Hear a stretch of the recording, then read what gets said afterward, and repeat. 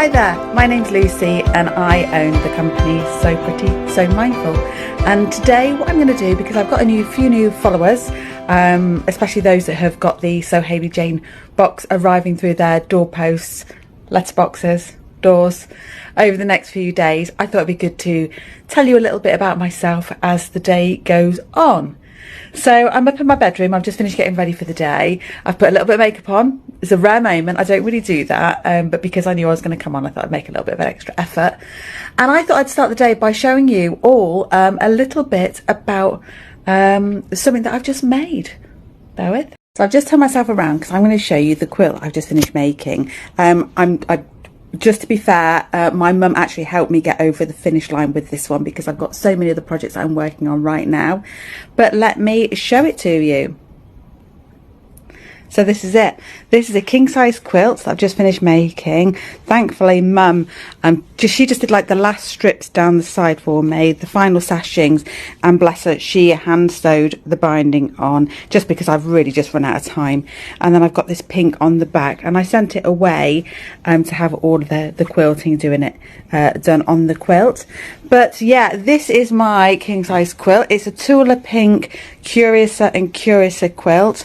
Very unlike me, I went for these really bright sorts of colours, quite citric. I felt like they kind of clashed, but there was something about this quilt that I just saw in my head and I wanted to create.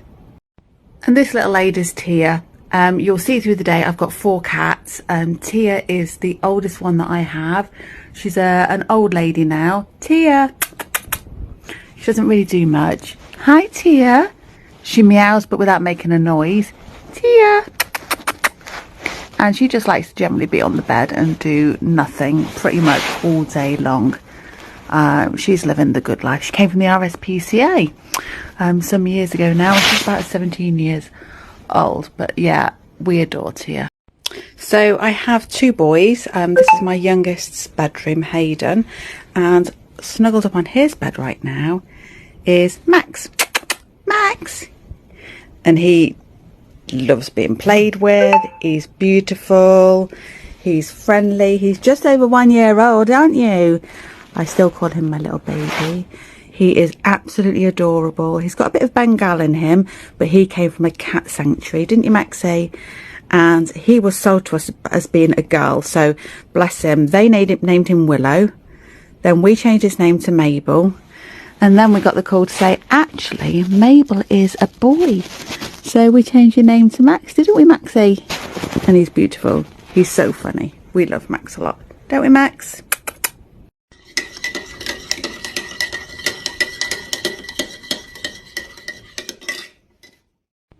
I think that when people know that you sew and you like things for your home, you know, you like making things, cushions, blankets, things like that, they expect to see your house adorned with it.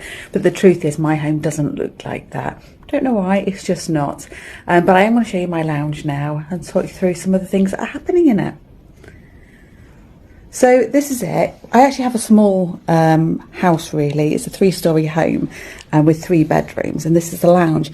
It's in a bit of disarray right now because we've got this happening here, which I'll come back and tell you about in a moment.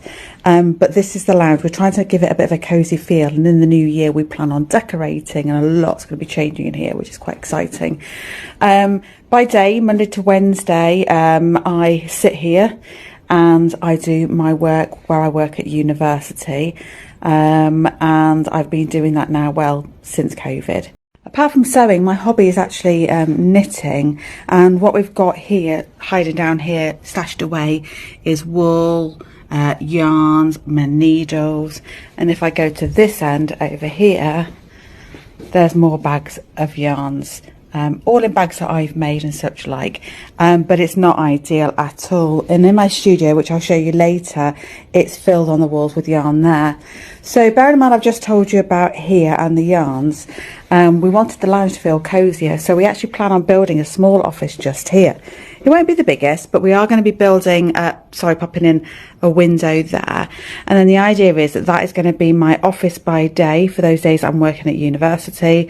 And I'm also going to put some bits onto the wall. That's coming down because I flipping hate it. and all my yarn's going to go in there. So this will be a yarn room and an office space for me. Just for now, I want to show you this blanket that I made. It's a beautiful sort of wool fabric, but you could use flannel, cotton, absolutely anything. And then Sherpa fleece here. I'm a really cold-blooded person. These are just back together. I don't know whether it's in my newsfeed for you to be able to have a look, but I did make a quick make of how to make yourself a beautiful Sherpa fleece blanket. Down here, tucked away, squashed. I'm giving you reality here. That's a CC bag, the one that I've just released. I'm going to be making a video for that shortly. This bag here is one that I made at the weekend just for fun, out of scraps. These are the scraps from another pattern I've just created, going live in February. And surprise, surprise, I keep yarn in there too. Baskets down there from the Winton collection that I designed. And over here, this bag is a Crown Way shopper. This bag hasn't been written up as a design just yet. So it's lunchtime, so I've got a little bit of time away from the laptop now, so I'm going to take you into my sewing studio to see what it's like in there. Now, pre-warning, some of you may or may not know, but I am actually on TV once per month on Sewing Street. I'll tag them in just a moment. And I will be on TV this Saturday. Before I go on TV, I have 1 week per month that is bedlam in the sewing room, and this is the week where TV send me a parcel full of fabrics, which is absolutely lovely to get, but they do ask me to make a lot of things up in advance before I take them to the show, so they can sort of do their own sort of marketing. So I started the process yesterday. I have 6 bags to make, and yesterday, by hook or by crook, we managed to get 4 done. Mum works with me 1 day a week, so we were busy, but what I haven't had time to do is tidy up, I'm afraid. So this is where I work. This is actually the garage that's been converted. We did this early last year, and it's been an absolute godsend. It means I just come from the house out to the sewing room, and this is where people come and they learn with me. Now, it's very crowded in here right now. I don't normally have an ironing board out in here. I have mats and things like that, but because of the capacity, the amount we've been doing, we've got this out right now. So this is the sewing studio. Like I say, absolute disgrace. After this weekend, it will get its big clear up, but I just thought I'd show you around anyway, so you can see a little bit of the things that are sort of laying around, maybe not in their best state, but you can see some of the things I've been working on. This is a cushion, just going to give you a quick flash there. That will be a design for next year. I've mentioned already about the yarn. All this is going to be going out into my office next year when that room has been built.